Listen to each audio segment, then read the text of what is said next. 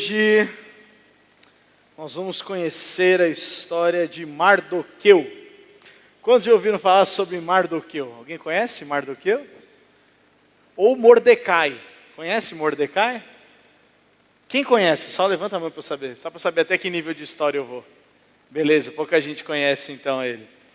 O Mardoqueu, ele é um cara muito interessante. E toda a história que nós vamos ler hoje passa no livro de Esther. No livro de Esther, beleza? Todos os textos estão na tela. A gente vai ler Bíblia pra caramba hoje, porque a história de Mardoqueu e a história de Esther se conectam muito, né? Mas ele é um improvável, ele é um cara muito interessante. E eu quero falar com vocês hoje. Pode botar o primeiro aí, Nathan? O que fazer quando parece que a sua vida não vai para frente? Você já teve essa sensação já? Deus, eu estou fazendo tudo certo, mas parece que as coisas não acontecem. Alguém mais além de mim já teve essa sensação? Parece que vai para trás. Parece que depois que você começa a seguir a Jesus, você anda mais para trás do que para frente. Você é tentado a pensar no quê? Putz, era tão melhor antes quando eu lembrava e quando eu pensava. Eu não tinha peso do pecado. Eu não tinha ninguém falando o que eu deveria fazer ou deixar de fazer. Eu não tinha esse peso sobre mim. Sabe, se a gente pensa muitas vezes dessa maneira, demonstra muito que o nosso coração entendeu muito pouco de um Deus bom, de um Deus amoroso, de um Deus que tem o melhor para a gente. Às vezes a gente fica muito conectado no que a gente não tem e se esquece daquilo que a gente tem.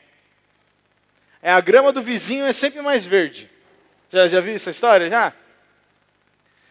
Se eu pedir para você pensar agora em 5 coisas que você não tem que você gostaria de ter. Pensa aí, 5 coisas. Conseguiu pensar ou não? Compartilha com a pessoa do seu lado aí. 5 coisas que você gostaria de ter e que você não tem agora. Dinheiro. Que mais?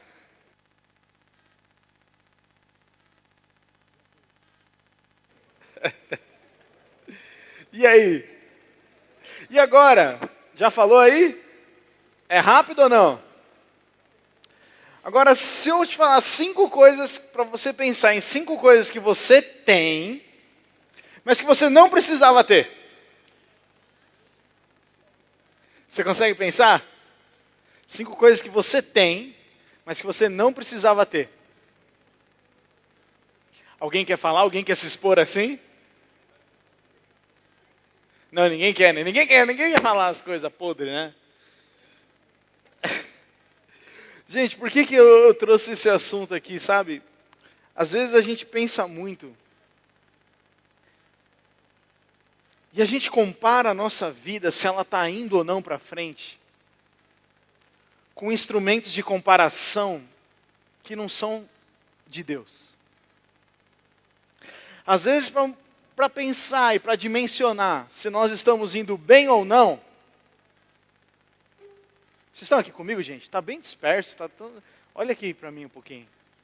O som está ruim? Se o som estiver ruim aí, vocês me avisam que eu vou para o microfone, tá bom? Queria que vocês prestassem atenção aqui comigo numa coisa. Às vezes eu e você pensamos que não estamos indo bem, porque a régua que a gente está usando para medir é uma régua que não foi feita para mim e para você. Faz sentido? Ah, mas eu tenho tantos anos e não tenho isso. Quem disse que com tantos anos você tem que ter isso? Há uma convenção. É verdade, se você tem 30 anos e não trabalha, acende uma luz amarela aí. Se você nunca trabalhou, se você está desempregado é uma situação. Agora, se você vagabundeou a vida inteira, é uma outra situação. Se você não está numa faculdade, por 1 milhão de fatores, porque você não conseguiu pagar, porque você não entrou, porque você não atingiu uma nota, qualquer coisa do tipo, ok. É motivo de desespero? Não. Mas há uma pressão, há ou não há? De que tem aquela sensação de você não é bem-sucedido, você não alcançou aquilo que você deveria estar fazendo. Você não alcançou aquela promoção, você não conseguiu aquilo, você frustrou aquela pessoa, você desapontou aquele. E aí todas essas coisas começam a acumular, e aí a gente olha para alguém que parece estar bem-sucedido e fala o quê? Estou mal. Eu deveria estar lá. Eu deveria estar experimentando aquilo. Já pensou isso já? Eu já pensei várias vezes. Mas por que a gente tem essa necessidade de usar as regras dos outros para medir a nossa vida? A gente se torna escravo.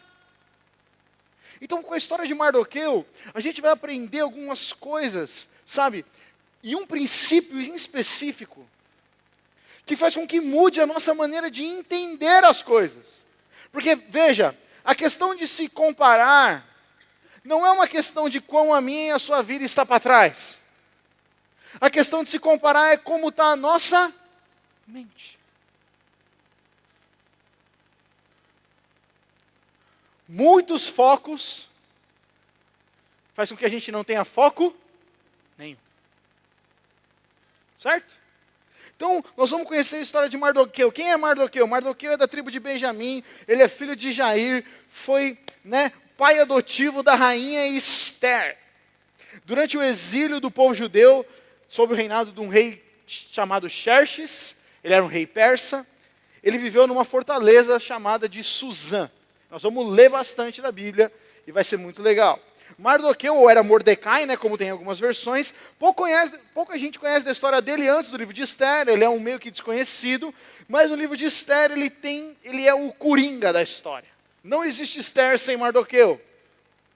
Não existe o relato do livro de Ester sem a presença de Mardoqueu. Mas ele tem uma coisa que é importante a gente destacar nele. Ele é um judeu fiel. Repete comigo, judeu fiel. Ele é um cara que vive de acordo com a lei.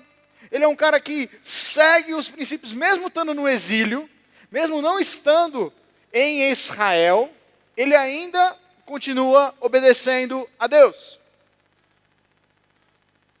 A situação de Mardoqueu é qual? Ele está numa terra que ele não precisava mais ser judeu. Ele estava num lugar nos persas que ele podia ser quem ele quisesse. Uma cultura pagã, vários deuses, ele podia fazer o que ele quisesse. Mas ele escolheu, mesmo numa situação desfavorável ou favorável para ele viver uma outra vida, ele escolheu permanecer fiel. Ele escolheu permanecer sendo judeu. Mesmo tendo vários deuses, uma cultura tão diferenciada, ele falou, eu vou continuar servindo ao único Deus. Mardoqueu tem um senso de identidade muito grande. Então ele é um homem fiel a Deus, ele obedece à lei, ele adotou Ester, que ela não era filha dele, ele adotou quando os pais dela morrem, ele adota ela, sem ninguém pedir, ele adota ela. E ele luta pelo povo judeu. E por que Mardoqueu é improvável? Tinha tantas outras pessoas, é verdade, gente, tem tantas outras pessoas na Bíblia que poderiam ser improváveis. Mas sabe, Mardoqueu, ele é um improvável porque a atitude dele no começo do livro de Ester, até o final, a atitude dele permanece a mesma. Ele não oscila.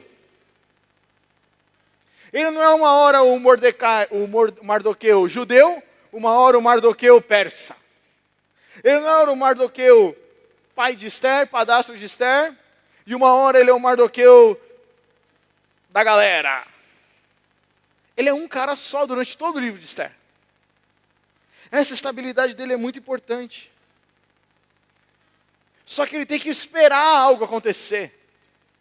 E por isso que eu perguntei, sabe, às vezes a gente fica com aquela sensação de que não está valendo a pena, não está valendo a pena ser santo. Não está valendo a pena esperar.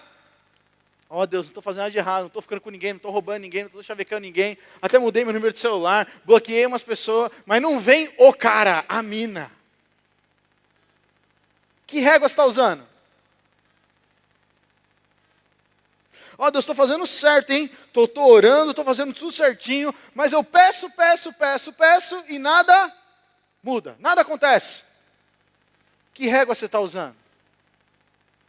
A insatisfação do nosso coração vem às vezes por causa das réguas que nós estamos usando para medir a nossa vida, sendo que Deus não usa uma régua para medir a minha e a sua vida.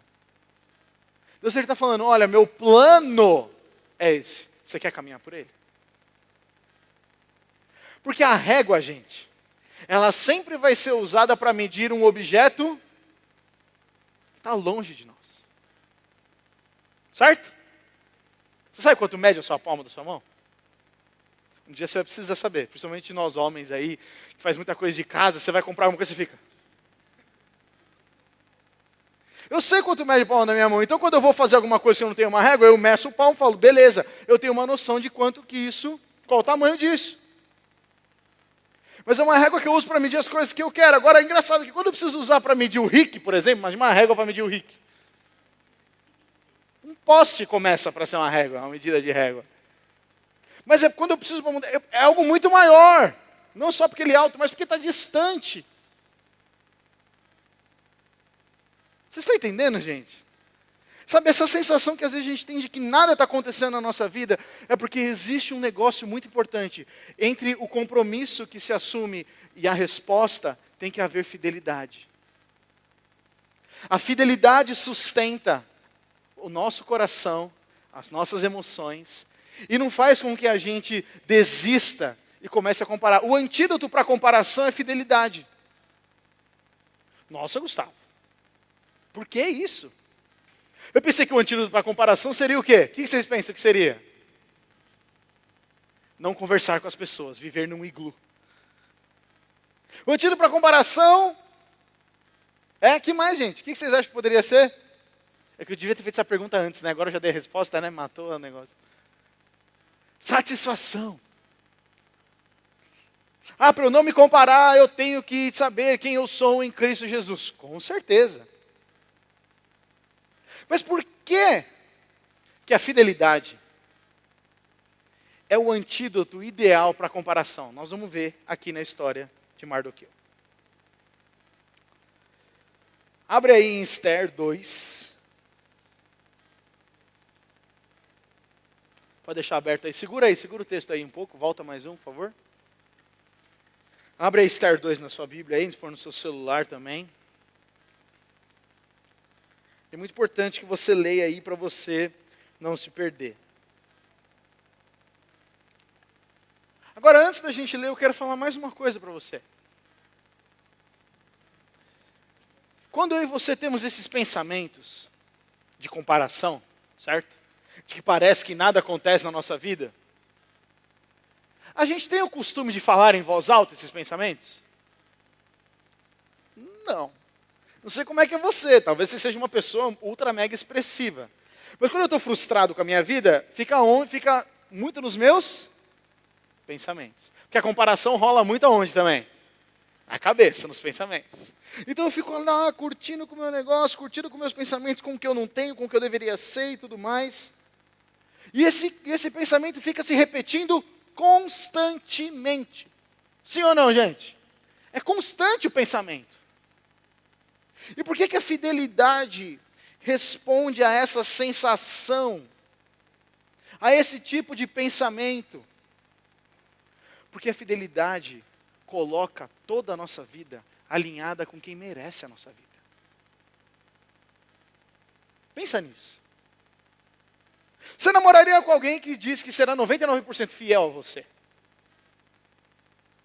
Não, 1% é a margem de erro, para mais, para menos. Esse 1% ia te corroer, não ia? Ia corroer o seu estômago. Se você tivesse 99% de chance de receber seu salário no final do mês. Sabe, pô, porque está no contrato da empresa. Você fala, que coisa maluca. É loucura, não é, gente? Ninguém quer 99% de fidelidade. Nós queremos 100% de fidelidade. Porque quando nós não temos 100% de fidelidade, esse 1% é uma brecha de comparação. Ela não é tão boa quanto o outro. A minha outra namorada foi melhor que essa. Meu outro emprego era melhor que esse. Comparando entre os dois, eu estou solteira, comparando entre os dois são 80, 85, então não é de 100%. São brechas que a gente começa a colocar na nossa cabeça. E a fidelidade a Deus preenche essas coisas. Porque sabe, deixa eu dizer uma coisa para você. Eu e você fomos desenhados para compromisso. Você foi desenhado por Deus para ter um compromisso. Quando você não tem compromisso, parece ter um buraco no seu coração. E você tenta preencher de alguma maneira. Como é que você tenta preencher isso? Assumindo outros compromissos. Eu vou fazer uma academia, eu vou jogar, eu vou fazer alguma coisa. Certo? Você assume um outro compromisso para preencher uma necessidade que você tem tempo livre. Nós somos desenhados para ter compromisso. E compromisso precisa de fidelidade. Compromisso precisa de fidelidade. Por isso que a fidelidade era uma ferramenta contra a comparação. Vamos lá, então, ler o livro de Esther, capítulo 2, versículo 2 a 8. Nós vamos ler bastante o livro de Esther agora, vamos fazer uma maratona de leitura. Mas eu quero que você acompanhe comigo, por favor, porque o resto vai ser bem rapidinho. O rei Xerxes acaba de depor a rainha Vasti. É uma rainha que escolheu não se apresentar no dia que ele a chamou. Então, ele destrona ela não é mais a rainha. E aí os conselheiros do rei dão a seguinte ideia para ele. Então seus conselheiros sugeriram: permita que procuremos em todo o império moças belas e virgens para o rei. E o que o rei nomeie agentes em cada província, para que tragam essas lindas moças ao harém na fortaleza de Suzã. Egai, eunuco do rei, encarregado do harém, providenciará que elas recebam tratamento de beleza. Depois disso, a moça que mais agradar o rei se tornará a rainha no lugar de Vasti. O rei gostou muito desse conselho e o pôs em prática. Nesse tempo, havia na fortaleza de Suzã um judeu chamado Mardoqueu, filho de Jair. Era da tribo de Benjamim, descendente de Quis e Simei. Sua família estava entre aqueles que, com Joaquim, rei de Judá, tinham sido deportados de Jerusalém para a Babilônia pelo rei Nabucodonosor. Mardoqueu tinha uma prima jovem, muito bonita e atraente, chamada Hadassa, também conhecida como Esther. Quando o pai e a mãe de Esther morreram, Mardoqueu a criou como sua própria filha. Como resultado do decreto do rei, Esther e muitas outras moças foram trazidas ao palácio real na fortaleza de Suzã e colocadas sob os cuidados de Egai, o encarregado do harém. Então Esther chegou na história, achamos Esther. Aí no versículo, vamos pular do capítulo 2 para o versículo 10 e 11. Mardoqueu havia instruído Esther a não revelar a ninguém a sua nacionalidade, nem a origem da sua família. Eles eram judeus. Todos os dias Mardoqueu caminhava perto do pátio do harém para saber notícias de Esther e descobrir o que estava acontecendo. Versículo 15. Esther era filha de Abiail, tio de Mardoqueu. Mardoqueu havia adotado Esther, sua prima mais nova, como filha. Quando chegou a vez de Esther se apresentar ao rei, ela aceitou o conselho de Egai, eunuco encarregado do harém. Não pediu nada além do que ele sugeriu e agradou a todos que a viram. Esther foi levada ao rei Xerxes no palácio real no mês de dezembro do 7º ano de seu reinado. O rei gostou mais de Esther do que de qualquer outra moça. Agradou-se tanto dela que pôs a coroa real sobre a sua cabeça e a declarou rainha em lugar de Vasti. Esther se torna rainha por causa de? Por causa de quem? Mardoqueu. Esther 2, versículo 21. Certo dia, quando Mardoqueu estava de serviço, junto à porta do palácio real, 2 eunucos do rei, Bigtana e Teres, guardas da porta dos aposentos do rei, se indignaram com Xerxes e conspiraram para matá-lo. Mardoqueu, porém, soube do plano e transmitiu a informação à rainha Esther, que contou ao rei em nome de Mardoqueu. Quando o caso foi investigado e descobriu-se que o relato de Mardoqueu era verdadeiro, os 2 homens foram enforcados.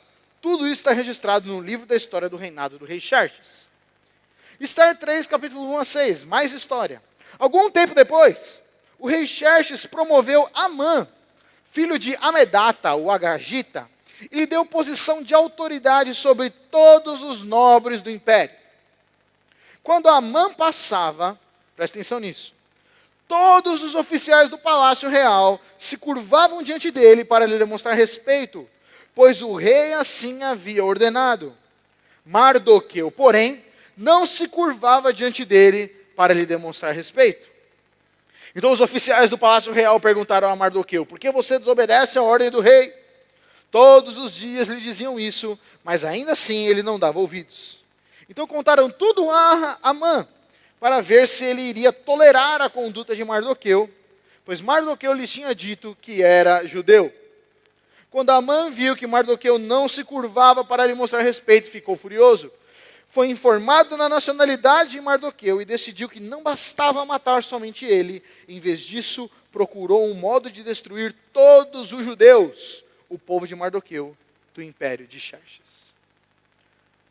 Por causa do erro de Mardoqueu, agora, todo o povo judeu ia. Esther 3, versículo 8. Então Amã foi ao rei Xerxes e disse: acerta o povo espalhado por todas as províncias do seu império, que se mantém separado dos demais. Eles têm leis diferentes das leis dos outros povos e não obedecem às leis do rei. Portanto, não é do interesse do rei deixar que vivam. Se parecer bem ao rei, publique um decreto para que eles sejam destruídos. E aí vem o suborno. E eu darei 350 toneladas de prata aos administradores do governo para serem depositados nos tesouros do rei. Ele estava pagando para os caras matar. O rei, bobão, Xerxes, concordou. E para confirmar sua decisão, tirou do dedo o anel com o selo real e entregou a Amã, filho de Amedata, o Agagita, inimigo dos judeus. E o rei disse: a prata e o povo são seus, faça com eles o que lhe parecer melhor. Estão comigo ainda? Está entendendo toda a história ali, o drama que está acontecendo? Olha o que está acontecendo agora no capítulo 4.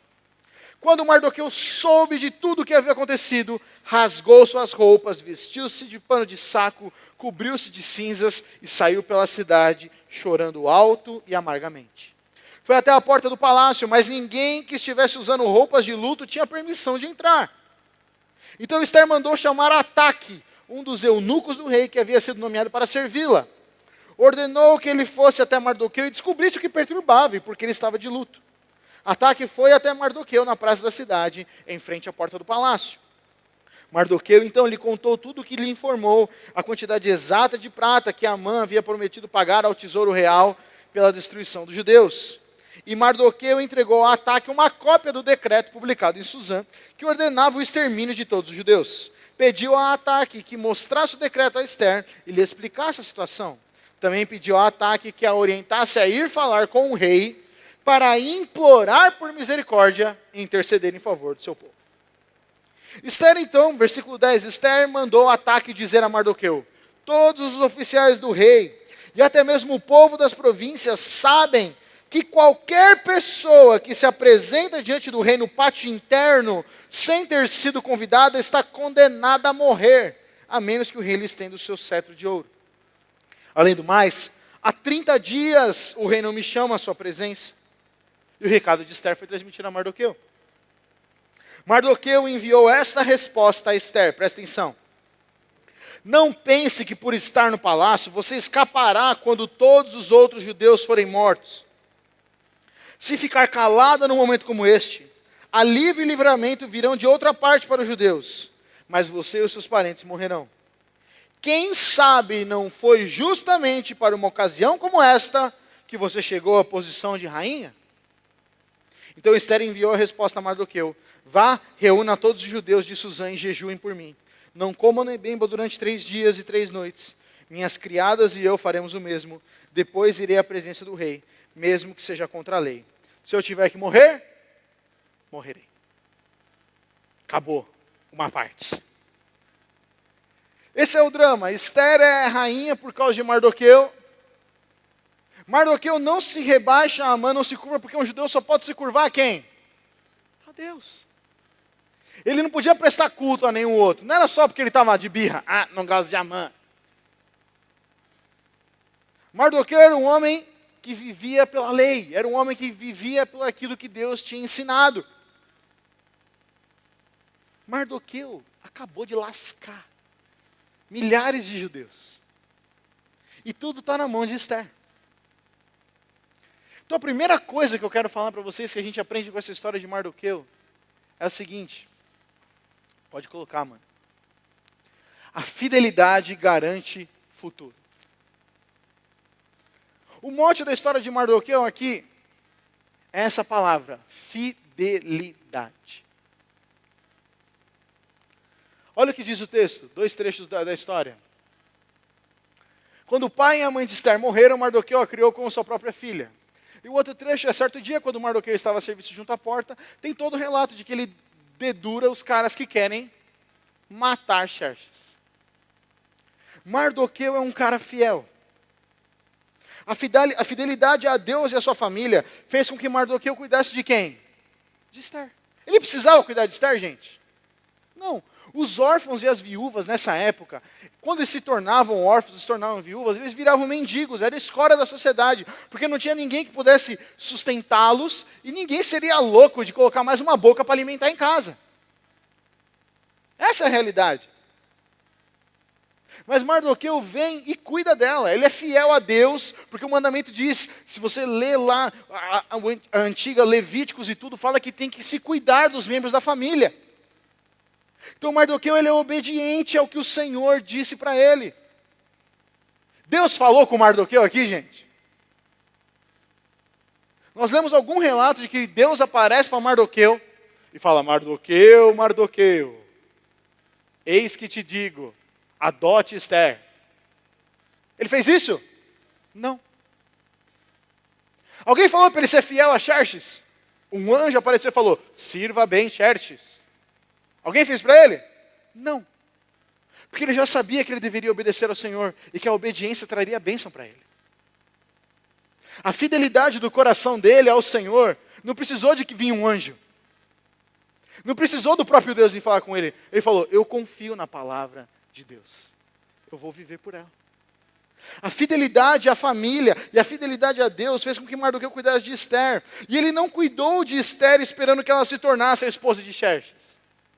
Ele não falou, não, eu vou cuidar da menina aqui, porque na hora certa eu vou jogar ela lá e ela vai virar rainha.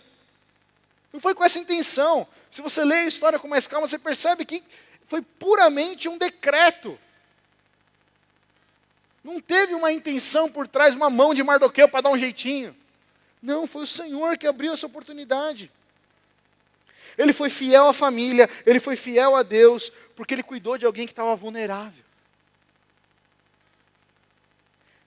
Mardoqueu assumiu um compromisso. Assumiu um compromisso, não assumiu, gente? Ele sabia o resultado do compromisso que ele estava assumindo? Não. Porque compromisso não se assume esperando o melhor. Compromisso só se assume. Eu confio em você, Caio, então eu assumo um compromisso com você. Quando você casa, você está assumindo um compromisso de ser fiel. E a pessoa também está assumindo um compromisso de ser fiel. Vocês estão entendendo, gente? Mardoqueu também foi um homem fiel às lideranças dele. Ele não precisou abrir mão da fidelidade a Deus para servir Xerxes, que era um rei pagão. Xerxes adorava a Deus? Não. Mas ele precisou falar, ó Xerxes, não posso te servir porque eu tenho que adorar meu Deus. Não. Ele continuou sendo fiel, não se dobrou a Amã, e ele ainda estava fazendo o trabalho dele, na frente do palácio, cuidando das coisas. Às vezes a gente pensa que para assumir um compromisso com Deus, a gente tem que largar, mudar de lugar, mudar de ambiente. Não, a gente precisa mudar de coração para seguir a Deus. Para seguir a Jesus, o que muda é o nosso coração e não o nosso ambiente. Quando eu mudar primeiro, quando eu tiver isso, quando eu tiver aquilo, quando eu conquistar, é a régua usando a vida dos outros. Quando eu for igual a ele, aí então, Deus vai poder dar aquilo que eu quero. Esse tipo de raciocínio não é bíblico. Porque compromisso se assume antes, compromisso se assume confiando no caráter. Eu confio em Deus, independente do que Ele possa me dar. Mardoqueu tinha essa perspectiva. Uma vida de fidelidade a Deus e às pessoas garante um futuro onde Deus está presente. Imagina que a fidelidade é uma semente na sua mão.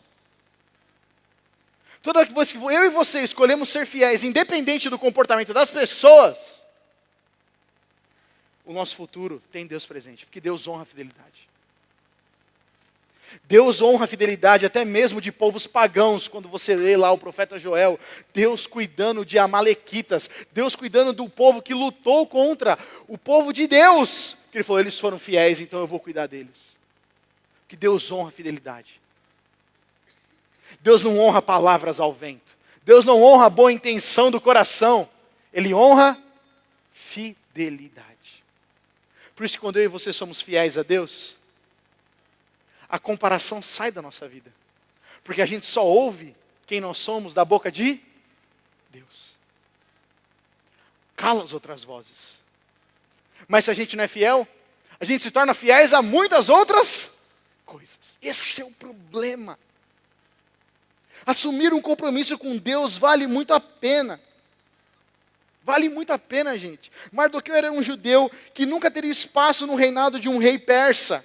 Mas ele se tornou um homem de influência sem precisar se corromper. Ele se tornou improvável porque ele tinha caráter. É aquilo que ele era quando ninguém estava vendo. Deus estava vendo.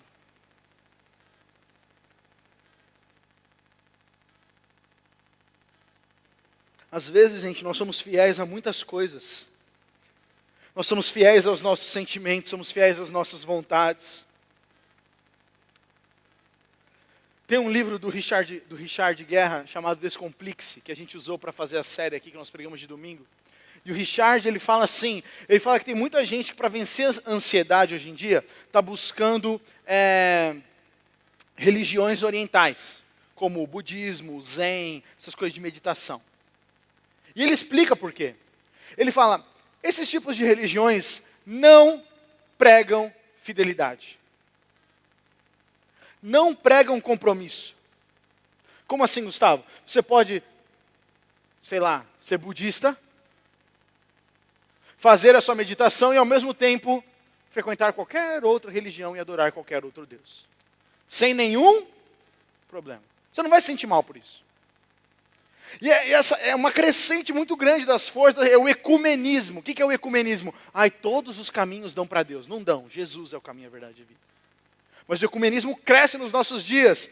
Porque quando uma religião fala, você tem que morrer, carregar a sua cruz e seguir Jesus, fala, não, tem esse outro caminho aqui, que também fala de Jesus, também é legalzinha. Mas tudo vai dar a Deus no final das contas. Não é. O único caminho para Deus é Jesus Cristo. Mas para vencer a ansiedade, todo mundo fica nessa linha. Não tem exclusividade. Eu sou de todo mundo e todo mundo é meu também. Não tem exclusividade. Deus quer eu e você como povo exclusivo. Não é à toa que a história da Bíblia mostra Deus escolhendo um povo para chamar dele. Ele protege aquele povo, ele manda maná no deserto. E depois, quando aquele povo rejeita tudo, em Isaías ele traz uma promessa que nós seríamos o povo dele. Nós seríamos enxertados na videira. Não seria mais só o povo de Israel que seria o povo de Deus, mas nós que... Alguém tem algum judeu aqui? Não, né? Todos nós que não somos judeus, somos então gentios. Poderíamos ser filhos de Deus, parte do povo de Deus. Entende como isso é poderoso, gente? Porque Deus não trabalha com parcialidade, Ele trabalha com exclusividade. Deus tem o seu povo. A palavra diz que o Espírito Santo tem ciúmes de mim e de você. Só tem ciúme de quem tem algo que é exclusivo. Não é verdade? Você só tem ciúme daquilo que é exclusivo seu. A gente precisa ser fiel somente uma coisa. E quando a gente não é fiel a Deus em primeiro, a nossa fidelidade é distribuída a outras coisas. Sim ou não? Eu sou fiel ao meu amigo, sou fiel ao meu WhatsApp, sou fiel a todas as outras coisas, a todos os outros compromissos eu sou fiel, mas eu não sou fiel a Deus. Gente, quando eu e você somos fiéis a Deus, as outras coisas se encaixam com Deus, entende? Não é Deus que se encaixa com as outras coisas. Inclusive a comparação, ela se adapta e fala, você vai ouvir o que o Senhor pensa de você. Faz sentido, gente? Mas se não tem fidelidade, você vai ouvir qualquer outra voz. Qualquer outra. E vai começar a usar a regra para medir qualquer outra coisa. Por isso nós precisamos de fidelidade. Mardoqueu foi fiel. E a fidelidade de Mardoqueu garantiu para ele um futuro. A fidelidade de hoje não é só para hoje, gente. Ela vale para toda a nossa vida. Por isso que vale a pena ser fiel hoje em dia. O segundo ponto é, seja fiel às pessoas, independente do cargo, função ou posição delas. A gente tem a tendência de ser, puxa saco. Porque aquela pessoa pode colocar a gente onde a gente acha que a gente deveria estar. Isso é falta de confiança com Deus. Por quê? Porque o Senhor sabe onde você deveria estar, que função que você deveria ocupar na sua empresa, na sua célula, na sua família, em qualquer outro lugar. Mas a gente tem que investir tempo ouvindo a Ele. Se a gente ouvir outras coisas, pensando só que são boas ideias, você está ouvindo a quem, na verdade? Nós mesmos, né? Pô, Gustavo, mas é uma boa ideia. É. Aquela pessoa que manda mensagem para você, e aí você não sabe como dar de resposta, aí você fala, vai orar. Você já fez uma pergunta para alguém, você recebeu essa resposta, vai orar? Quantos já receberam isso aqui? Você vai orar?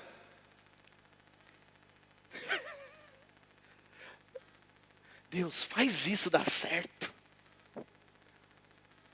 A gente não tem o compromisso de fazer isso, porque nós somos tão inclinados à nossa vontade, ao nosso desejo, que a gente não está disposto a ouvir um não do Senhor. Ou às vezes não é um não, às vezes é espera um pouco.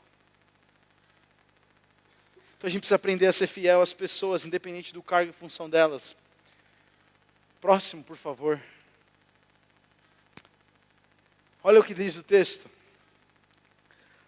Mardoqueu respondendo a Esther.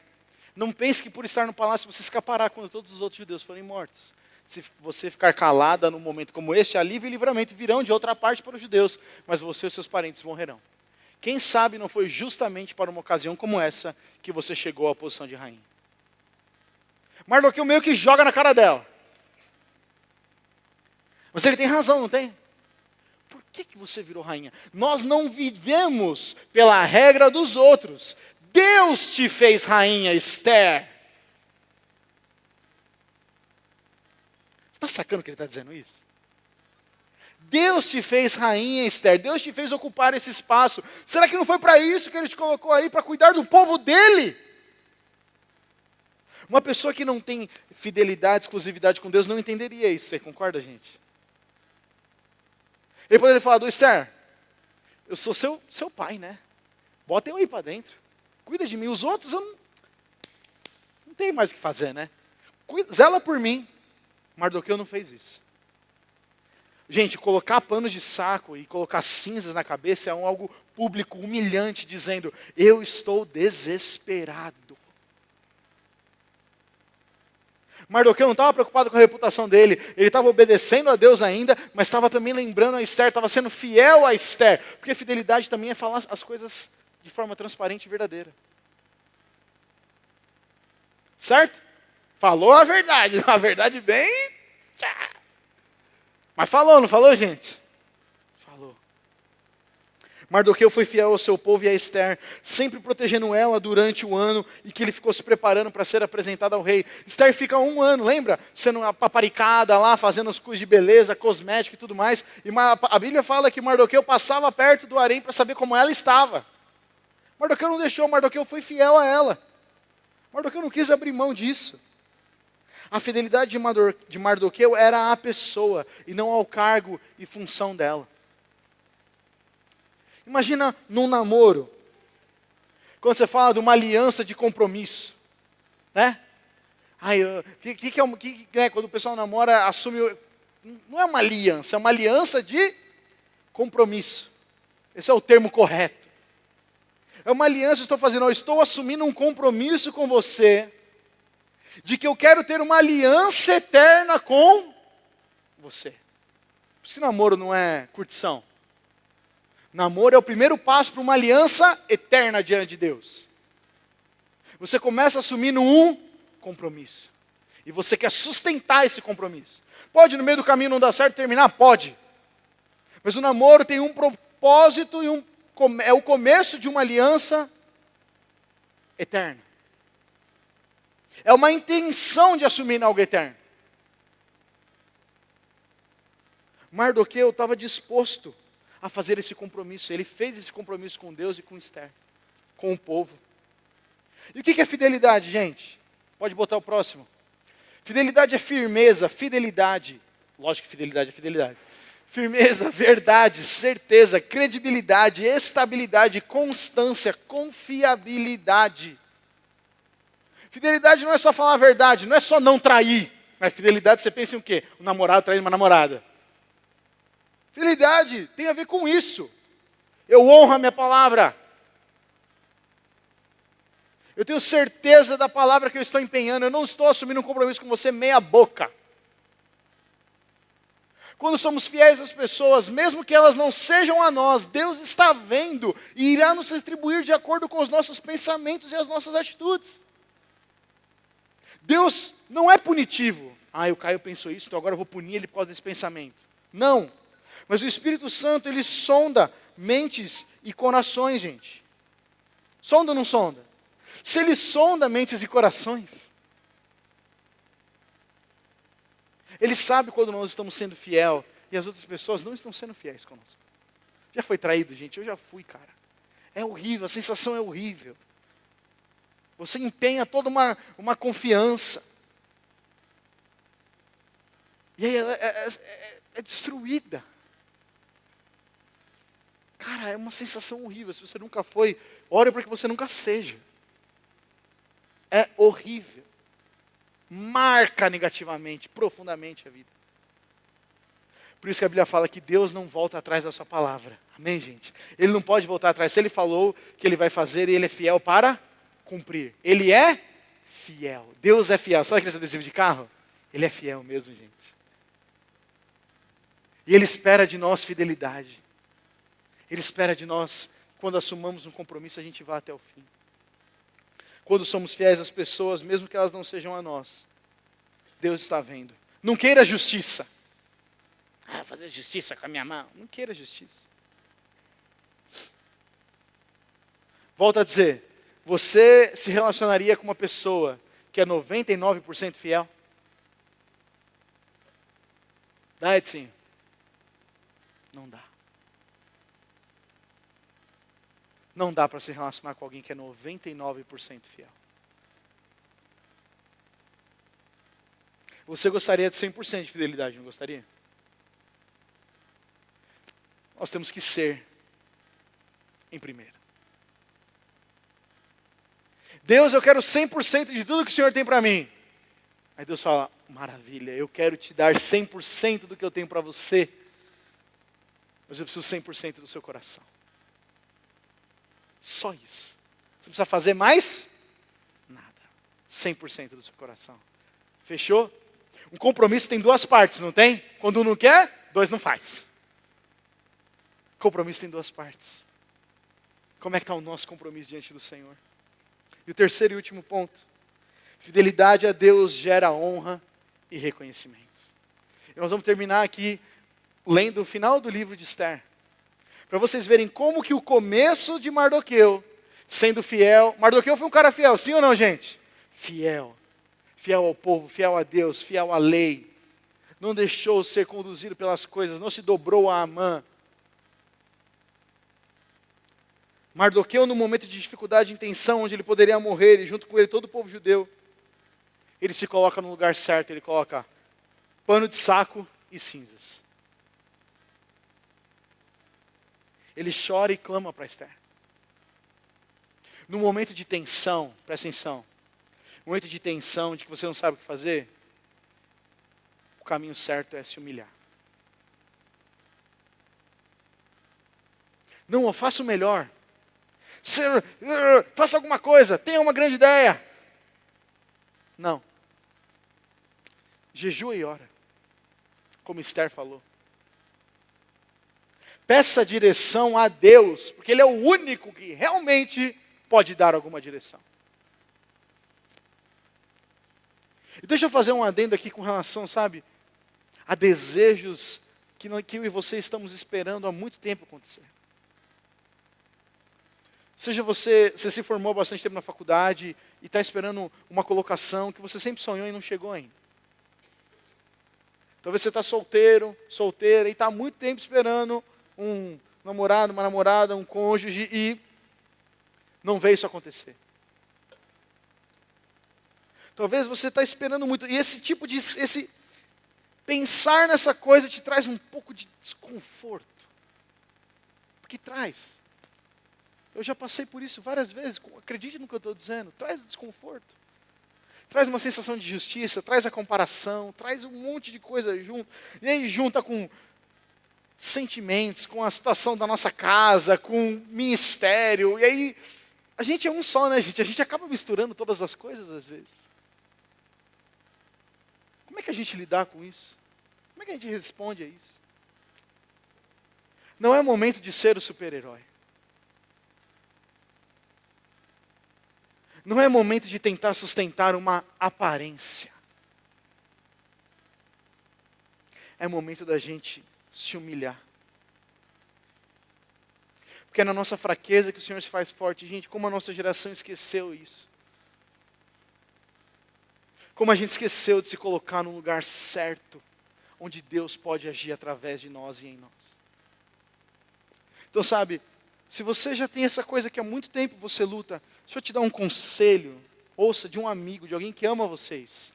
Larga a mão. Larga a mão de uma vez. Larga a mão não é falar, dane-se, vou fazer o que me der na telha. Larga a mão para quem pode fazer alguma coisa, mas pague um preço. Está disposto a orar e jejuar sobre isso? Está disposto a romper certas práticas que te lembram disso?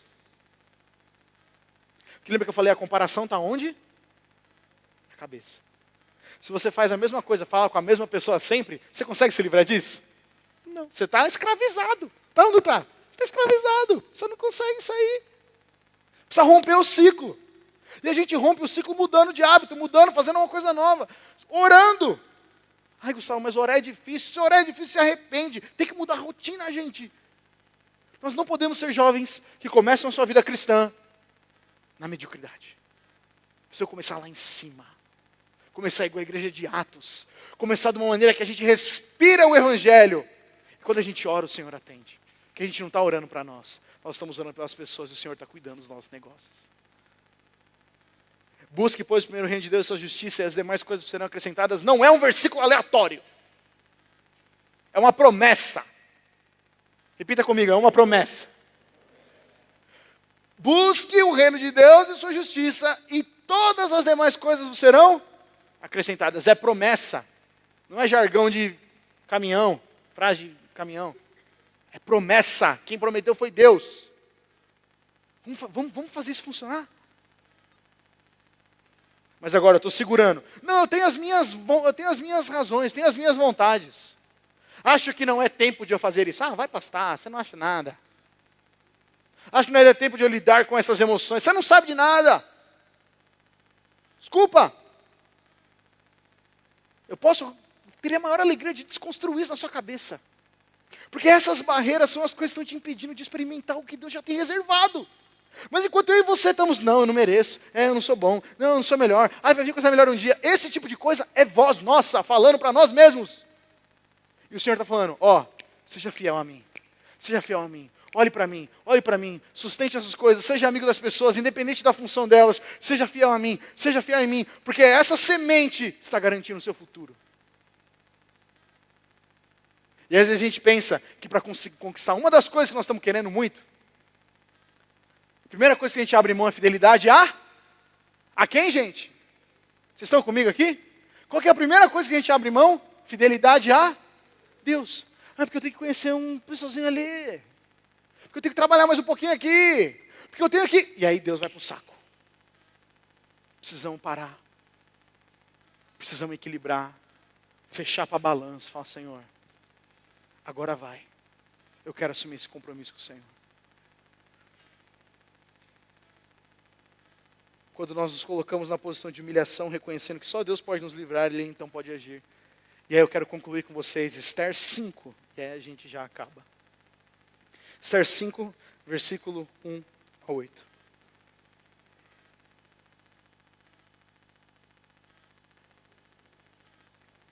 No terceiro dia do jejum, Esther vestiu seus trajes reais e entrou no pátio interno do palácio em frente do salão do rei. O rei estava sentado no trono, voltado para a entrada. Quando viu a rainha Esther ali, no pátio interno, ele a recebeu de bom grado e lhe estendeu o cetro de ouro. Esther se aproximou e tocou na ponta do cetro. O que deseja, rainha Esther? Perguntou o rei. Qual é o seu pedido? Eu atenderei mesmo que peça metade do meu reino. Esther respondeu, se lhe parecer bem, venha hoje com Amã a um banquete que eu preparei para o rei. O rei se voltou para os seus servos e disse, digam a Amã que venha depressa para um banquete, como Esther pediu. Então o rei e Amã foram ao banquete que Esther havia preparado. Enquanto bebiam vinho, o rei disse a Esther, agora diga-me, o que você deseja? Qual é o seu pedido? Eu atenderei, mesmo que peça metade do meu reino. É a segunda vez que ele fala isso. Esther respondeu, este é o meu pedido e o meu desejo. Rufem os tambores. Se conto com o favor do rei e lhe parecer bem atender ao meu pedido, venha amanhã com Amã ao banquete que lhe preparei. Então eu vou te explicar do que se trata. A gente que sabe a história está tipo, meu Deus do céu, cara. Versículo 9. Amã saiu do banquete muito feliz e animado. Contudo, ficou furioso quando viu Mardoqueu sentado à porta do palácio. Que não se levantou e nem demonstrou nervosismo em sua presença.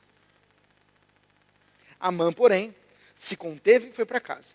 Então reuniu seus amigos e a sua esposa Zeres, e gabou-se de sua grande riqueza e dos seus muitos filhos. Vangloriou-se das honras que o rei lhe havia concedido e de como havia sido promovido acima de todos os outros nobres e oficiais. Disse também, se isso não bastasse, a rainha Esther convidou somente o rei e a mim para um banquete que ela preparou. E ainda me convidou para outro banquete com ela e com o rei amanhã. Depois acrescentou, nada disso, porém, me satisfará, enquanto eu vir o judeu Mardoqueu sentado à porta do palácio. Então Zeres, esposa de Amã, e todos os amigos dele sugeriram, mande fazer uma forca de mais de 20 metros, e pela manhã peça ao rei que Mardoqueu seja enforcado nela. Depois disso, você poderá ir alegremente ao banquete com o rei. Olha que, né? Ideia boa. A sugestão agradou a Amã e ele mandou fazer a forca. Capítulo 6, versículos de 1 a 12. Naquela noite, o rei não conseguia dormir. Então mandou que trouxessem o livro da história do seu reinado e o lessem para ele.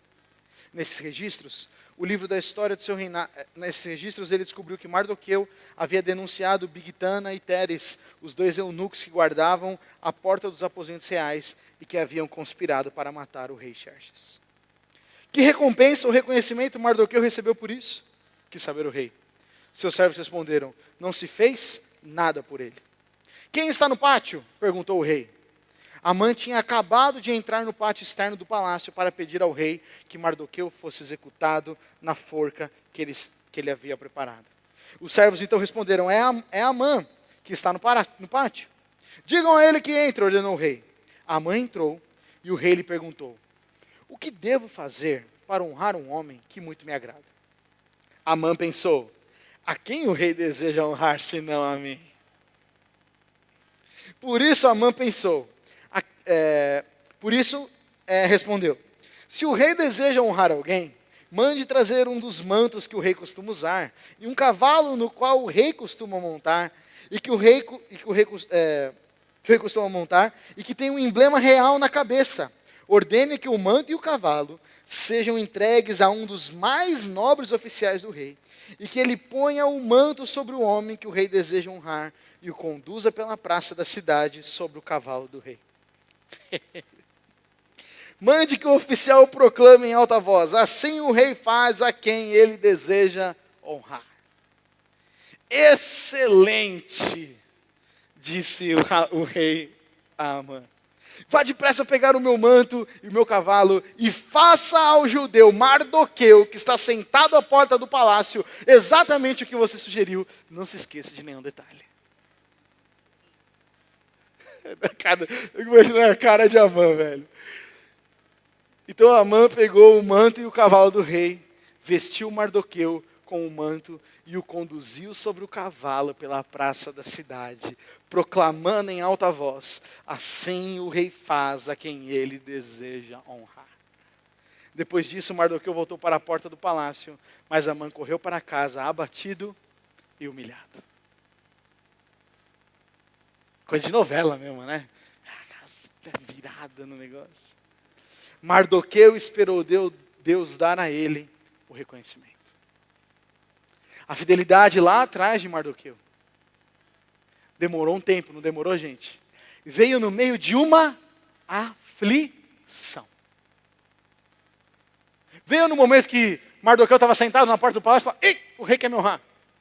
Não. Estava no momento que ele seria morto, que todos os judeus sofreriam por causa dele. Não fique preocupado quando você passar por aflições e provações. O seu e o meu caráter estão sendo aperfeiçoados nesse momento. Mas a fidelidade a Deus vai fazer com que o reconhecimento venha, mas vem da parte de Deus. Não vem da parte dos homens. Não vem da gente, do nosso esforço de fazer as coisas. Um rei pagão totalmente inconstante, durante uma noite mal dormida, milagrosamente se lembra de Mardoqueu. E a história muda. A história muda. Porque um homem não precisou de grandes aparições de Deus. Ele só escolheu ser fiel e obedecer aquilo que ele já sabia. Falta às vezes para a gente isso. Aquele que sabe que deve fazer o bem e não faz, a palavra diz que este peca. Pecado não é só mentir, matar, pornografia, qualquer outra coisa do tipo. Saber que devemos fazer o bem e não fazermos, isso também é pecado. Você está vendo alguém indo para a vida de desgraça, seja da sua família, seja um amigo, seja um colega de trabalho, e você não fala nada, eu e você estamos pecando. Gustavo, mas ele não muda. Tudo bem, a minha e a sua responsabilidade não é fazer ele mudar, é adverti-lo, exortá-lo em amor. Deus usa de maneira sobrenatural para honrar aqueles que são fiéis a Ele, a sua palavra e aos irmãos da fé. Mardoqueu não teve uma grande aparição de Deus, gente, para aumentar a fé dele, para ele falar, agora vai. Ele falou, não, eu conheço o meu Deus. Eu vou permanecer, eu vou obedecer. Hoje a gente tem muita dificuldade para ser perseverante em algo, porque nós queremos resultados muito rápidos. Certo? Você já está cansado de me ouvir aqui já. Eu sei, eu já vou acabar. Mas sabe, gente, para mim foi uma batalha, um desafio muito grande escrever isso aqui. Porque a minha cabeça estava focada em 1 milhão de outras coisas. Porque quando eu estava sentado preparando essa mensagem, eu estava com tanta coisa na cabeça que eu deveria fazer, que eu tinha que responder mensagem, que segunda-feira eu preciso fazer coisa no trabalho e tudo mais. Eu não estava focado em Deus, fiel a Ele no momento que eu tinha reservado para Ele. Porque até mesmo às vezes na nossa fidelidade, nosso tempo devocional, alguma coisa, a gente não é fiel a Deus, né? A gente está lá, mas a nossa cabeça está na Amazônia. A gente precisa ser fiel nessas coisas. Não estamos dispostos muitas vezes a assumir compromissos que nos custem, como Mardoqueu, que não se dobrou a Amã, pois ele só poderia reverenciar ao Deus Altíssimo. E flexibilizamos mandamentos e princípios que sabemos que são bênçãos para nós. Não espere um anjo vir falar para você aquilo que você já sabe que você tem que fazer. Porque se vir um anjo, você pode não sobreviver. Eu não quero que Jesus apareça para mim e fale o que eu já sei que eu tenho que fazer. Porque isso eu estaria sendo um servo infiel. Eu estaria sendo um servo porcão. Um servo que só faz aquilo que é mandado. Você gostaria de ter alguém assim trabalhando para você? Que só faz aquilo que manda? Precisamos trazer isso no nosso coração, gente. Porque sabe, Mardoqueu se torna improvável, não por uma grande aparição, ou por um grande contato, como a gente viu com Moisés, certo? Como a gente viu. Mardoqueu e Raabe são duas pessoas que creem em Deus. E isso para eles basta. E a salvação vem pelo quê? Por uma grande aparição com Jesus? A salvação vem pelo crer na palavra de Deus. E crer que Jesus Cristo morreu e ressuscitou por mim e por você. Por isso que eu vou fazer essa pergunta agora, com muito temor no meu coração. Você crê em Deus? Como é que está o seu nível de crença em Deus. Não é crer que Ele existe, Ele está lá e nós estamos aqui. É crer de Ele habitar dentro do meio do seu coração. A gente até acredita que pode ter um fundinho de verdade nas coisas boas da Bíblia. Mas a gente não quer esperar para ver. E essa falta de perseverança tem custado muito alto para a gente, jovens cristãos. Porque Mardoqueu perseverou, Esther perseverou, Raabe perseverou, Moisés perseverou. Naamã teve que perseverar também, não teve? 7 vezes. Perseverança traz resultado quando essa perseverança é aplicada em Deus. Mardoqueu foi improvável porque ele experimentou um resultado totalmente improvável. Um rei persa honrando um judeu, falando, aquele cara merece a nossa atenção. É isso que Deus quer fazer com você, Ele quer honrar eu e você. Ele não quer que a gente viva uma vida medíocre. Mas para isso precisa haver perseverança no nosso coração. Fazer um compromisso e honrar Ele nos torna improváveis. Porque hoje ninguém está disposto a fazer um compromisso e honrar o compromisso. É muito fácil hoje desarmar um compromisso, não é verdade? Você marca no Facebook, comparecerei. Não comparecerei. Fala que vai. Certo? Você fala que vai por WhatsApp. Aí você não aparece. Aí você não precisa nem falar que você não apareceu. Se a pessoa te mandar uma mensagem, aí você fala, choveu. A tecnologia ajudou a gente a ser mais descompromissado. Só que o descompromisso, a armadilha do descompromisso, dessa facilidade, gera infidelidade. Automaticamente. Porque eu me conecto e desconecto com quem eu quero. Posso ler um último texto com vocês? Posso pedir para você ficar em pé? Eu quero ler um último texto com vocês. Hebreus 10. Está na tela também, mas você pode ler na sua Bíblia.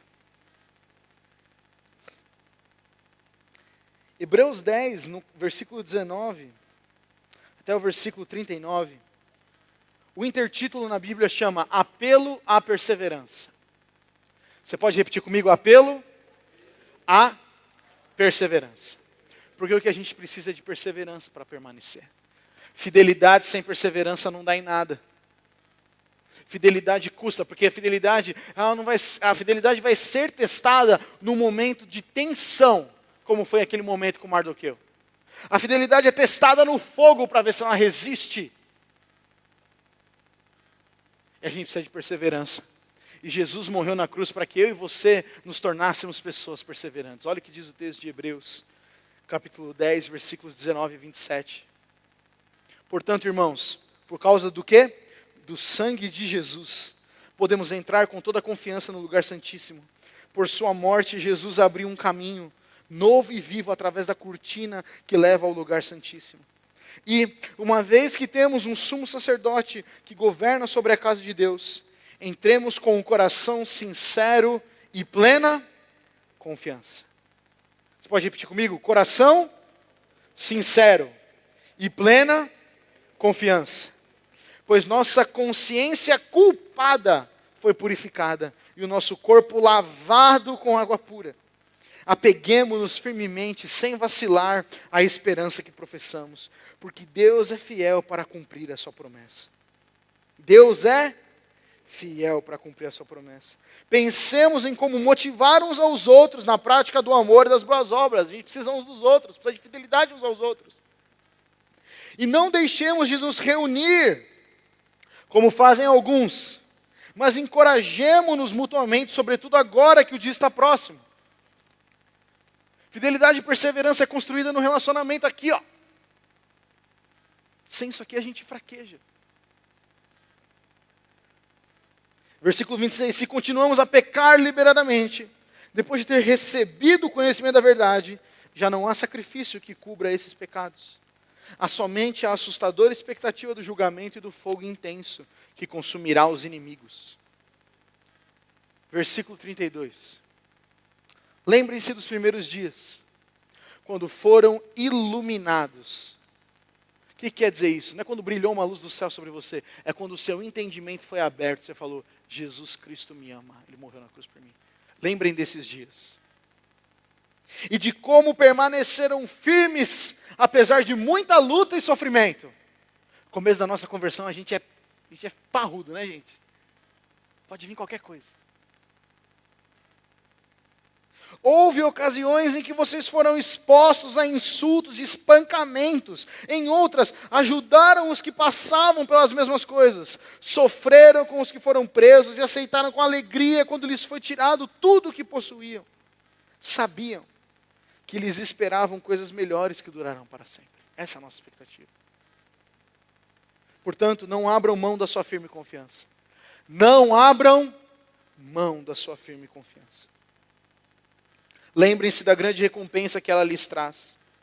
Vocês precisam perseverar a fim de que, depois de terem feito a vontade de Deus, recebam tudo que Ele lhes prometeu. Vamos ler o versículo 36 de novo, gente? 1, 2, 3 e... Vocês precisam perseverar, a fim de que, depois de terem feito a vontade de Deus, recebam tudo o que Ele lhes prometeu. E Deus é fiel, Ele não pode voltar atrás naquilo que Ele prometeu.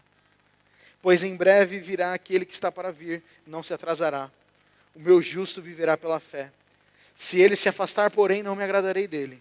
Versículo 39 é a promessa para nós. Mas não somos como aqueles que se afastam para a sua própria destruição. Somos aquelas pessoas de fé cuja alma é preservada. Outra palavra diz, outra versão diz, nós não somos daqueles que retrocedem e são destruídos, que andam para trás, retrocedem. Mas somos daqueles que avançam e perseveram para a vida. Amém, gente? Eu e você somos essas pessoas, independente da situação que nós nos encontramos, de como é o nosso coração, de como muitas vezes a gente se entregou para pensamentos errados. Essa é a promessa que o Senhor tem para nós. Nós não somos como aqueles que se afastam para a sua própria destruição. Nunca escolha se afastar de Deus. Nunca escolha viver uma vida com fidelidade a outras coisas a não ser a Deus. Abra mão de todas as outras, mas não abra mão da fidelidade a Deus. Pergunta que eu queria deixar com você. Tem mais algum slide aí, Jô? Ou esse é o último aí? Não? Você pode fechar os seus olhos para você refletir? Eu queria que você pensasse, como é que está o seu nível de perseverança? Nós falamos sobre fidelidade, eu sei, mas eu não vou perguntar como está o seu nível de fidelidade. Porque se o seu nível de perseverança está baixo, a fidelidade pode praticamente não existir. Se num relacionamento com duas pessoas você não está disposto a perseverar, esse relacionamento não existe. Deus está perseverando na minha e na sua vida. Ele não desiste da gente. E agora? Como está o nosso nível de perseverança diante dele?